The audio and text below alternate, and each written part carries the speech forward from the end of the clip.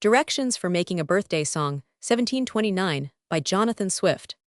To form a just and finished piece, take 20 gods of Rome or Greece, whose godships are in chief request, and fit your present subject best. And should it be your hero's case to have both male and female race, your business must be to provide a score of goddesses beside.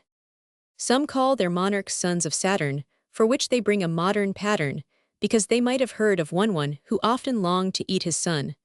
But this, I think, will not go down, for here the father kept his crown.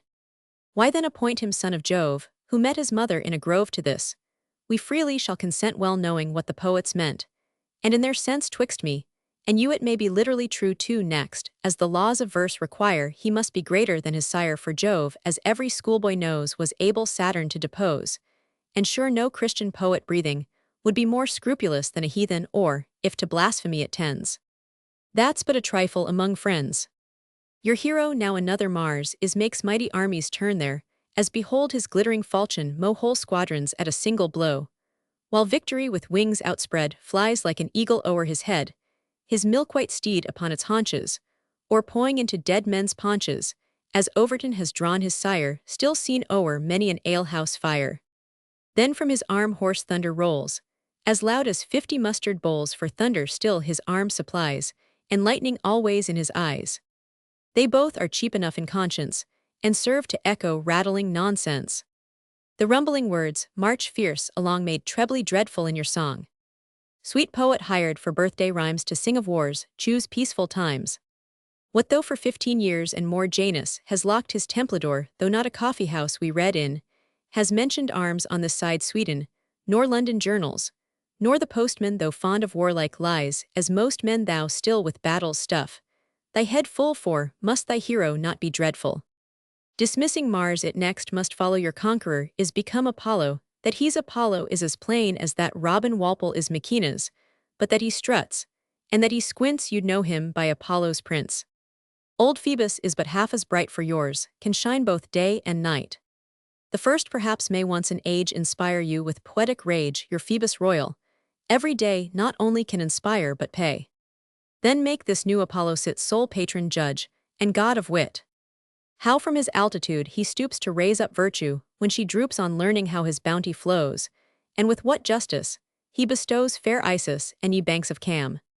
Be witness, if I tell a flam, what prodigies in arts we drain from both your streams in George's reign, as from the flowery bed of Nile. But here's enough to show your style.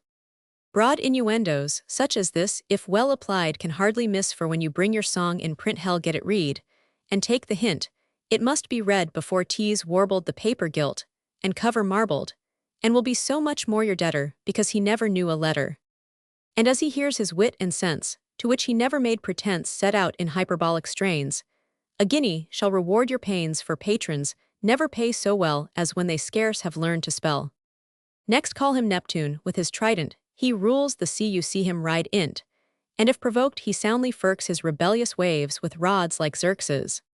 He would have seized the Spanish plate had not the fleet gone out too late, and in their very ports besieged them, but that he would not disoblige them, and make the rascals pay him dearly for those affronts they give him yearly. 'Tis not denied that, when we write, our ink is black, our paper white, and when we scrawl our paper o'er, we blacken what was white before. I think this practice only fit for dealers in satiric wit. But you some white-lead ink must get and write on paper black, as jet your interest lies to learn the knack of whitening what before was black. Thus your encomium, to be strong, must be applied directly wrong. A tyrant for his mercy praise, and crown a royal dunce with bays, a squinting monkey load with charms, and paint a coward fierce in arms. Is he to avarice inclined? Extol him for his generous mind, and when we starve for want of corn, come out with Amalthea's horn 3, for all experience. This evinces the only art of pleasing princes, for princes love you should descant on virtues which they know they want. One compliment I had forgot, but songsters must omit it, not I freely grant the thought is old, why then your hero must be told in him such virtues lie inherent to qualify him God's vicegerent, that with no title to inherit, he must have been a king by merit.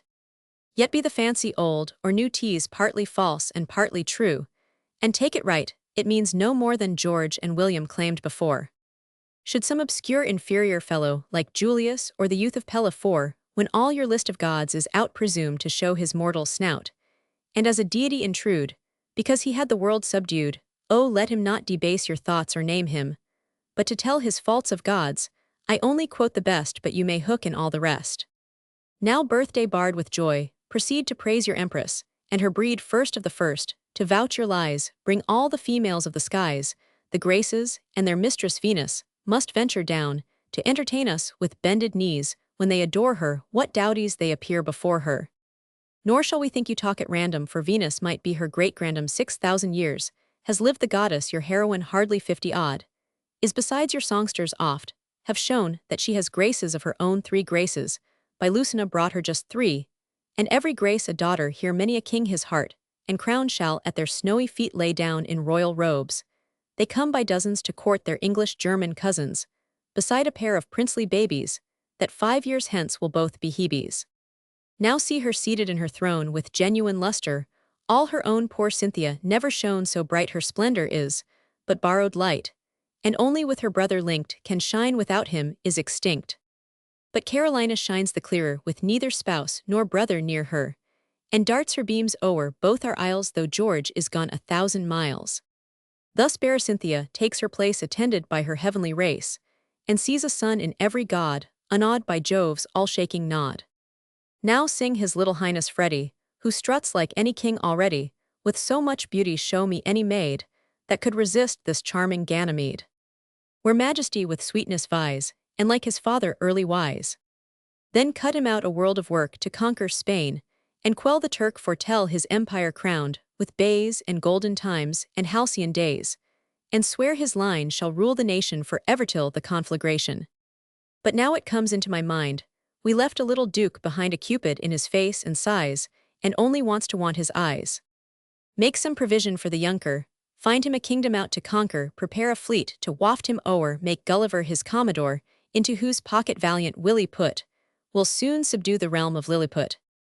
A skillful critic justly blames hard tough crank, guttural harsh stiff, names the sense can ne'er be too jejune, but smooth your words to fit the tune. Hanover may do well enough, but George and Brunswick are too rough. Hesse-Darmstadt makes a rugged sound, and Gelb the strongest ear will wound. In vain are all attempts from Germany to find out proper words for harmony, and yet I must accept the Rhine because it clinks to Caroline. Hail Queen of Britain, Queen of Rhymes! Be sung 10,100,000 times too happy, were the poet's crew, if their own happiness they knew 3 syllables, did never meet so soft, so sliding, and so sweet 9 other tuneful words like, that would prove even Homer's numbers flat. Behold 3 beauteous vowels, stand with bridegroom liquids, hand in concord here, for ever fixed no jarring consonant betwixt. May Caroline continue long for ever fair, and young in song.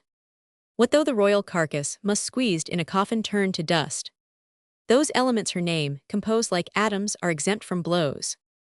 Though Caroline may fill your gaps, yet still, you must consult your maps, find rivers with harmonious names, Sabrina Medway, and the Thames Britannia long will wear like steel, but Albion's cliffs are out at heel, and patience can endure no more to hear the Belgic lion roar. Give up the phrase of haughty Gaul, but proud Iberia soundly maul, restore the ships by Philip taken, and make him crouch to save his bacon.